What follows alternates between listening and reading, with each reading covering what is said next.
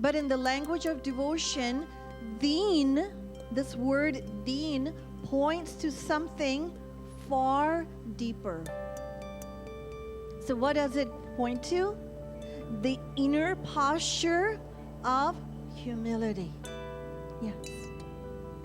So in one sense, all of these names are telling us something very profound. That all the names of Krishna that hold the greatest importance for our spiritual journey are not the names that celebrate his power and his opulence. No. But the names that celebrate his relationship with deen, with the destitute. With the destitute, yes. The one who comes before Sri Krishna in complete humility, in the spirit of submission, in the spirit of surrender. Deen. So the word deen, it unlocks the grace of God. So when we hear the words, or the names rather, Deen Bandhu, Deena Nath, Deen Vatsal, Deen Dayal, they all of these names remind us that Sri Krishna is drawn to the destitutes, like us. Is drawn to the destitutes. Yes. So this raises an important question. What does it actually mean to be destitute?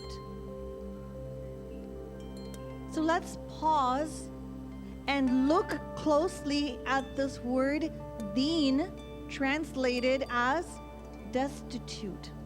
As I just mentioned, deen, the literal translation is poor, helpless, wretched, devoid, desperate, downtrodden. Yes. But if we look deeper, we realize, or we discover that that being a destitute, it manifests in two ways, or in two forms rather. So there is destitute in the material world, and then destitute on the spiritual path. So there's two distinct in the material world and on the spiritual path. Yes. So a worldly destitute is like a tree stripped bare in the winter season. Yes. No shelter of family, no fruit of wealth, no shade of companionship. Their begging bowl of a worldly destitute is turned outward, seeking scrapes of affection, acceptance, and sustenance from society. They are defined by what has been taken away from them: reputation, relationships, security. And their loneliness, or rather their emptiness, is filled with fear, loneliness, and a sense of abandonment. A spiritual destitute, on the other hand, is like a thirsty desert. A desert thirsty for rain. Not because the world stripped them, but because they know that God alone can pacify them. Yes, God alone, the grace of God, the love of God alone can relieve them of that thirst. Yes, fulfill them. Their begging bowl is not turned outward, but upward toward God. They seek, they cry for the divine love, the divine grace of God. They're not defined by loss. They're defined by longing. Longing, yes. And their emptiness is sacred.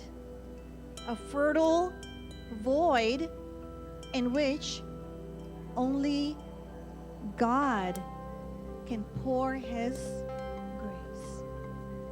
So a spiritual destitute or spiritual destitutes are beggars by choice, casting away the counterfeit coins of pride, ego, possessions, recognition, so that they can be rich only by God.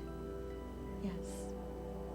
So, metaphorically, a worldly destitute is like a bird with broken wings, cast away from its flock, laying on the ground. And a spiritual destitute is like a bird who throws away its wings, knowing that God's wind, the grace of God's wind, can carry it higher than it could ever possibly fly by itself. Yes. So, for a person who may not have anything in the world, they may remain or they may feel lost if their heart is turned outward, yes, and still hope for change and comfort. But when their emptiness is turned inward and upward, when their heart realizes that there's only one true refuge, and that is God, then their journey becomes spiritual. Their journey becomes spiritual.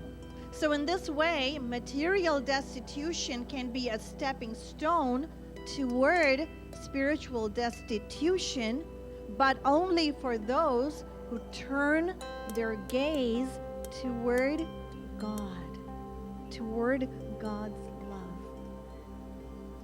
So when we see clearly this distinction, something within us happens subtly. What happens? So the understanding of this term or of this concept, this word destitution, it goes deeper within our consciousness. We understand it more deeply, where we realize that it is not about a condition of loss, but it is a doorway. For destitution is not merely about not having anything in the world. No, it is about realizing that there's only one truth. There's only one God who can sustain us. Yes. So when we understand the depth of this word deen, in other words, the helplessness of the soul, then the second part of this word dina, not, the second part of this word shines with even brighter meaning. Yes. So not meaning God, the Lord, the Master, the Protector, Sri Krishna, He becomes our one soul refuge. He takes responsibility for us. That's what He does. So, deen, the helplessness of the soul, and not, the one who takes responsibility for that soul. Yes, Dinanath.